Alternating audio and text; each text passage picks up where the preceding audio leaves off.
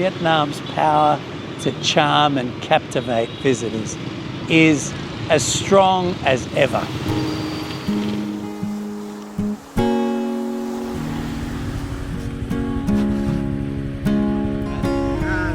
Ông muốn qua đây hay ông muốn lên đây? Để gặp nhau vui vẻ hay. Vâng, ông cũng thế. Tuổi rồi giúp đi. Ông năm nay ông bao nhiêu tuổi? 93. 93? Sao mà khỏe thế? Vận động nhiều, dắt nước, tưới cây. Ôi trời ơi. Tưới mát thêm mình khỏe. Hay quá ông ơi. So this beautiful man has just told me that he's 93 years old. My God. Nghe vậy phải xuống xe.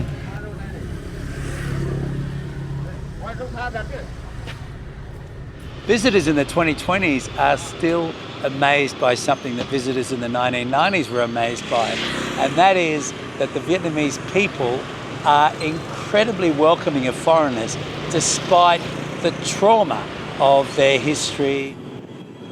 A youthful, forward-looking, TikTok-loving population might provide some explanation, but the welcome was just as warm 30 years ago.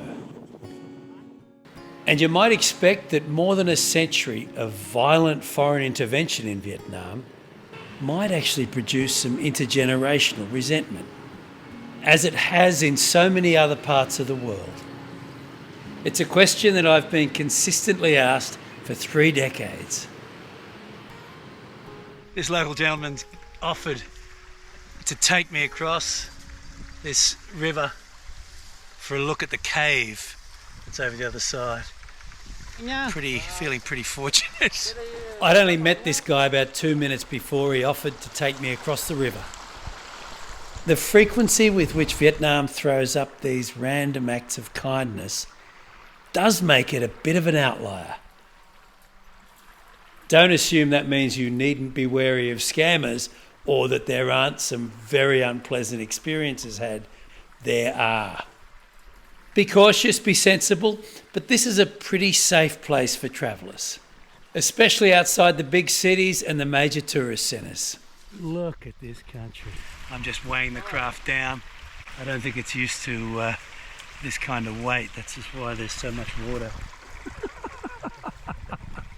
Nước lên anh ơi.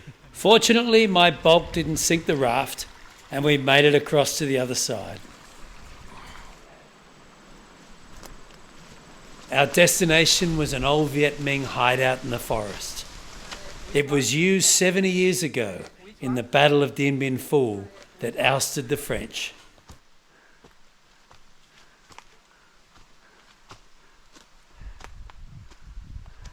And it was all made possible by the spontaneous generosity of Mr. Dien. That was a pretty interesting experience to come out of a random walk down a country lane. Random walks reliably deliver some of the best travel experiences. Whether you're talking about remote places like Dien Bien Phu in the far northwest or big cities like Hanoi and Saigon, we had constant encounters with wonderful people. And, you know, that is probably the thing that impacts visitors to this country the most. Ông này cắt tóc quá tốt. Cắt tóc đẹp nhất ở đây. Đẹp trai. Hơi trước là văn phòng. My new friend just had his haircut here on the street. Very typical. Bao nhiêu tiền anh? Bao nhiêu tiền hả bác? 80. 80.000. Vừa hớt tóc đẹp vừa rẻ tiền. Cảm ơn anh nhá. Dạ, cảm ơn anh. Quite often I hear people say, oh, I travelled to Vietnam 2 or 3 decades ago and I loved it then, but I hear it's overdeveloped now and I shouldn't go back. And if you're expecting the country to be the same as it was then, you will be disappointed. Of course, I have my moments of 1990s Vietnam nostalgia, but I love what I do and I'm fascinated by Vietnam as it is today.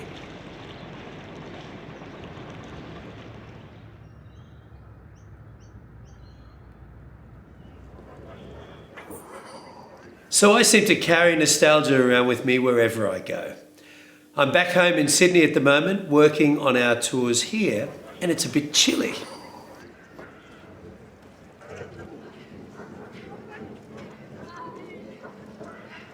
I love all the seasons. I enjoy my stinking hot Vietnam summers, and the Sydney summer for that matter. And I also enjoy a cold winter. I think it's even more beautiful on a freezing day like this. I reckon most people who grew up in Sydney would feel some nostalgia looking over this scene. We probably all have fond memories of this place. I even got to sing here as a kid, making good on the idea that this is a people's house. Look at that light. At its best, nostalgia marks out our values and past positive experiences. But there's always a danger of romanticising the past and compromising your appreciation of the present. Over the past year, I've posted a couple of videos featuring footage I shot in Vietnam back in the 1990s. And those videos have produced quite a lot of nostalgic reaction. Quite a few of those nostalgic reactions have been from Vietnamese people. That's interesting because the 1990s were an incredibly difficult time in Vietnam. The country was just beginning to come out of its decades of hardship. So it's really interesting that Vietnamese people too are feeling some nostalgia for that period. Nostalgic Vietnamese and foreigners tend to lament environmental and cultural degradation. Some also mention simpler days before a rush for money and possessions. In the early 90s, this place was known as the Museum of the Revolution. It's now the Ho Chi Minh City Museum. It's where French lieutenant governors lived and where the US-sponsored regime of Ngo Dinh Diem came to a US-sanctioned violent end in November 1963. One of the things that keeps my Vietnam nostalgia in perspective is my exposure to travellers, to people who are first-time visitors to the country. They show me that Vietnam's power to impact, as I said earlier, is still very, very strong. The other thing that keeps my nostalgia in perspective is meeting young Vietnamese people, people who weren't around in the 1990s, and getting a sense of the Vietnam they're going to be creating.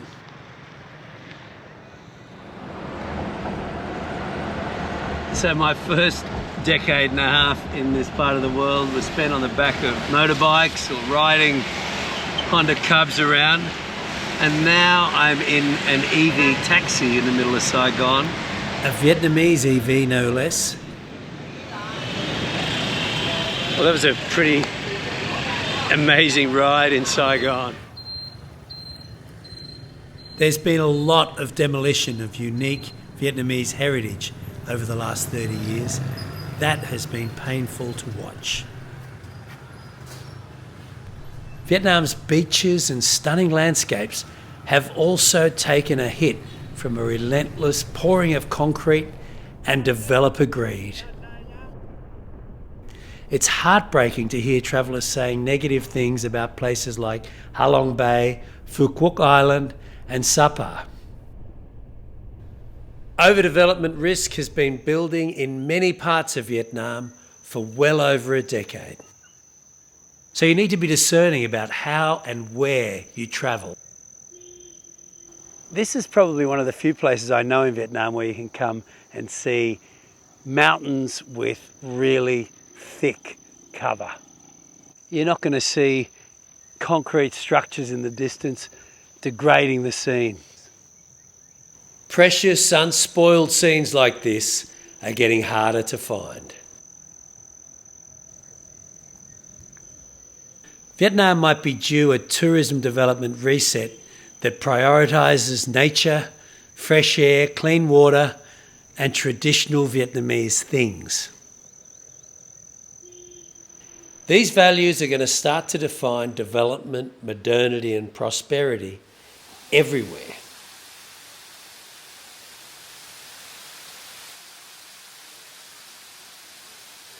The best thing about Vietnam has always been the people, their character, their humour and their stories. I've learned from the generosity of professors, street food vendors, cyclo drivers and many others. Nhà của cô Vâng. chờ khách nghe nhé. Dạ. Ở đây là khu vườn của gia đình Thái tộc. Tất cả ông bà ở đây. Sau khi mà cô sống ở Huế, Và cô ở nhà này không? Dạ, tôi đã sinh ra tại ngôi nhà này. À thế à? Và lớn lên. What a privilege to have some time with Professor Kim Lan.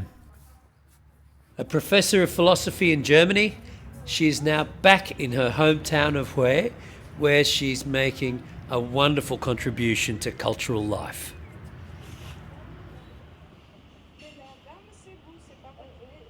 And then there's the welcome you receive from the people you meet in daily life as a traveller. My cyclo driver, Mr. Tien, is in command as we head down towards the Đông Ba Canal. Vietnamese you say. Vietnamese you Chợ Đông Ba. Chợ Đông Ba. Chợ Đông Ba. Indeed, Đông Ba market.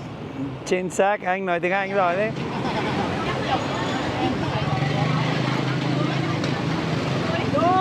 Hello, bánh tôm như thế này hả? If you want to sample the extraordinary hospitality of the people of Hue, I've just ridden past this place selling little shrimp cake, and the lady has actually invited me, but of course I'll pay her. But like that is remarkable. Chị sống ở Huế lâu chưa? Gốc Huế luôn. Gốc Huế. Sao mà chị nói là chị ở Hà Nội? Không, ở trong Hà Nội ra ngoài nữa là quay lấy bánh tôm Hà Nội vào Huế. So she's only been selling bánh tôm Hà Nội here 10 năm. Trước 10 năm chị bán gì đấy? Little snack. Một đĩa bao nhiêu? Một đĩa là 5 cái. 5 cái, còn tay thì 2.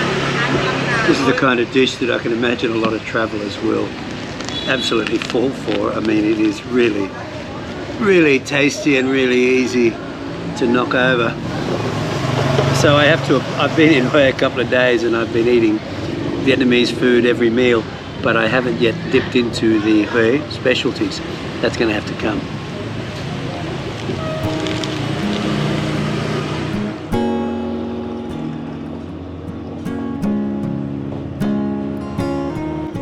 These are the everyday travel experiences that are always a highlight.